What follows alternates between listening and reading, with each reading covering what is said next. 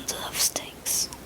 A certain father had a family of sons who were forever quarreling among themselves. No words he could say did the least good, so he cast about in his mind for some very striking example that should make them see that discord will lead them to misfortune.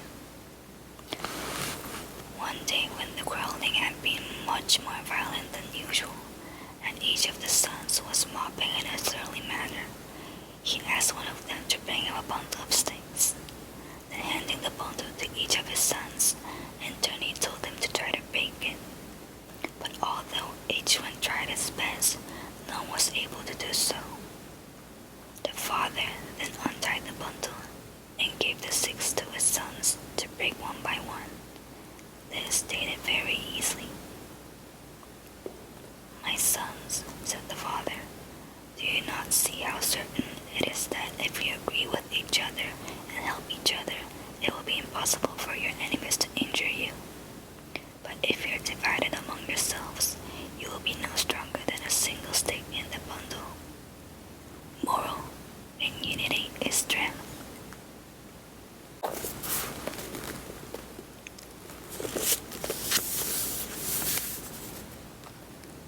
Belling the cat.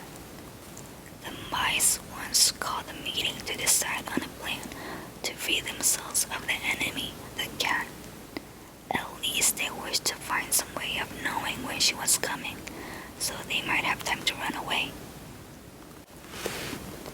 Indeed, something had to be done, for they lived in such constant fear of her claws that they hardly dared stir from their dens by night or day.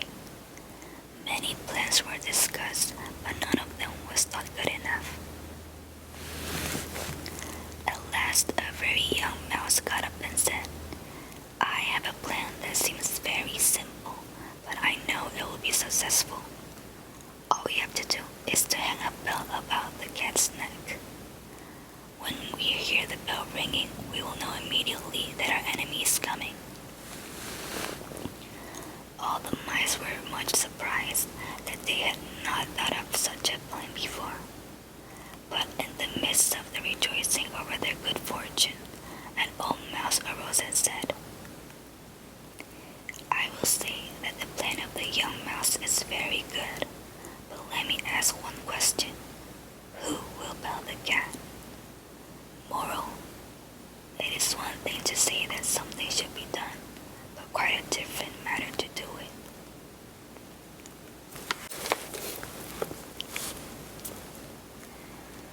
Two travelers and a bear. Two men were traveling in company through a forest when all at once a huge bear crashed out of the brush near them. One of the men, thinking of his own safety, climbed a tree. The other, unable to fight the savage beast alone, threw himself on the ground and lay still, as if he were dead. He had heard that a bear will not touch a dead body.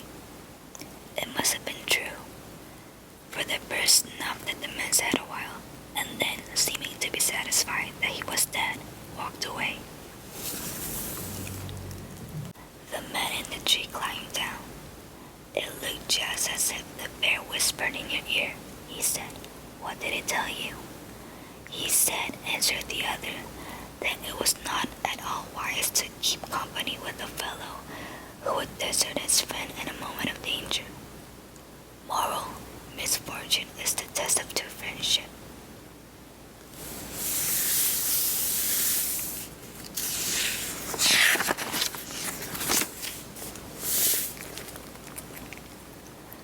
The Fox and the Grapes.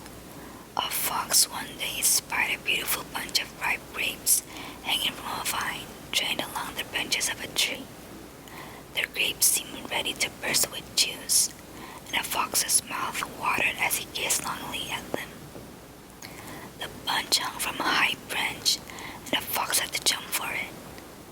The first time he jumped, he missed it by a long way.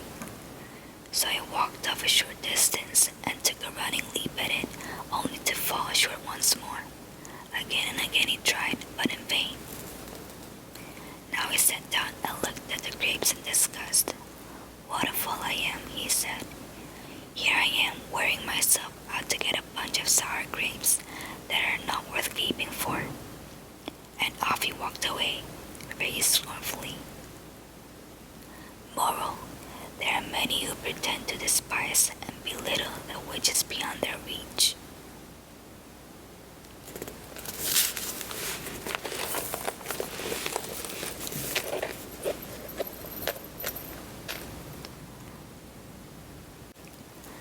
The dog and his reflection.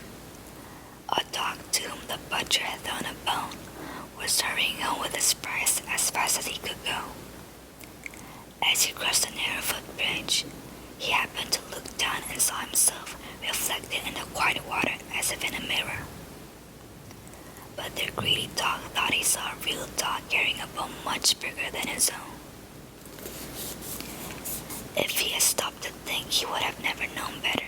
But instead of thinking, he dropped his bone and sprang at the dog in the river, only to find himself swimming for dear life reached the shore. At last he managed to scramble out, and as he stood sadly thinking about the good bone he had lost, he realized what a stupid dog he had been. Moral: it is very foolish to be greedy.